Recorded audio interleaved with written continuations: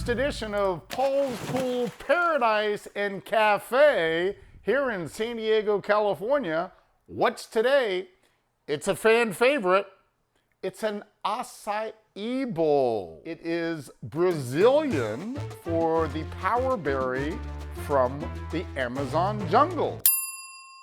I use 1 packet per person, so today I'm making 2 Açai Bowls. Then as an extra added little bonus, I add in these little smoothie blends, also at Costco, organic, and it's got some different berries in there, a little bit of frozen spinach.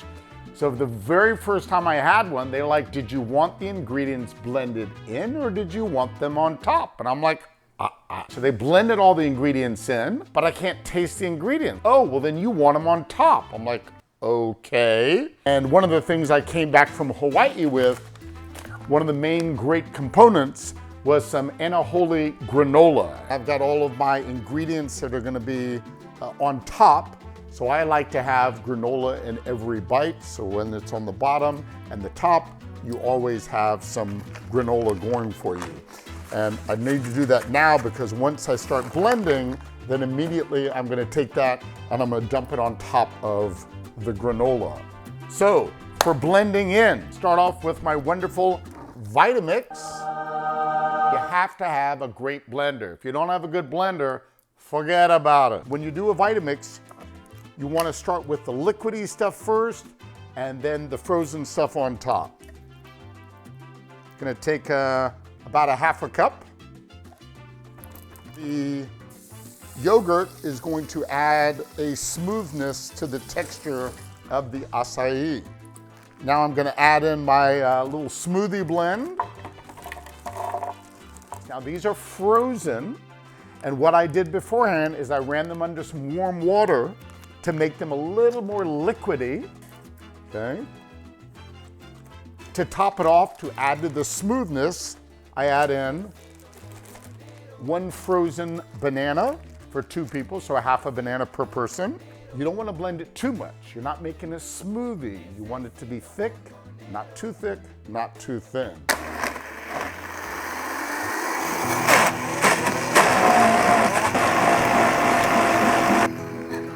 Boom, that's it. But you can see, look how thick that is, okay?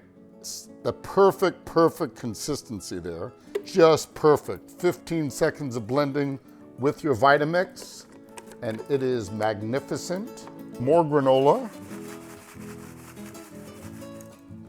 And I do them on top of a paper towel just so I can get rid of a little bit of the moisture that's inside the strawberries. You want to have a nice ripe banana. And I like to put the banana slices on the outside.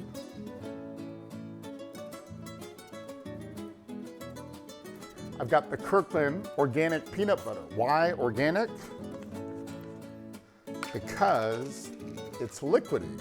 I always ask the question to people before I make an Açai Bowl, are you from the United States? And if they say no, I'm like, so you're probably not a big fan of peanut butter, because the people that are born and raised in America, brought up with peanut butter and jelly sandwiches, they love their peanut butter. You've got to be able to pour it so you get a nice thin layer, and then it mixes in and blends perfectly.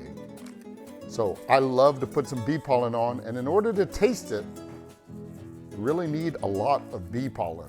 A new item I've started to add on are some raw sliced almonds. They add an additional little texture to the Açai Bowl.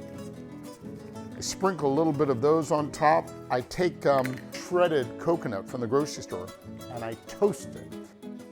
This says Hawaii more than anything, are toasted macadamia nuts. So toss in some colorful berries, and I got some blueberries and some schnozberries. At the end, I'll toss on some strawberries. My mouth is watering just waiting for this. So again, everything is dry on top. You want to keep it nice and dry. 2 magnificent, beautiful, Brazilian Hawaiian inspired Açai Bowls. Time to go out to the swimming pool and to eat them. Sitting in my backyard cafe, enjoying the most delicious lunch. All of my friends who have had this absolutely love it, and they always want to come back for more.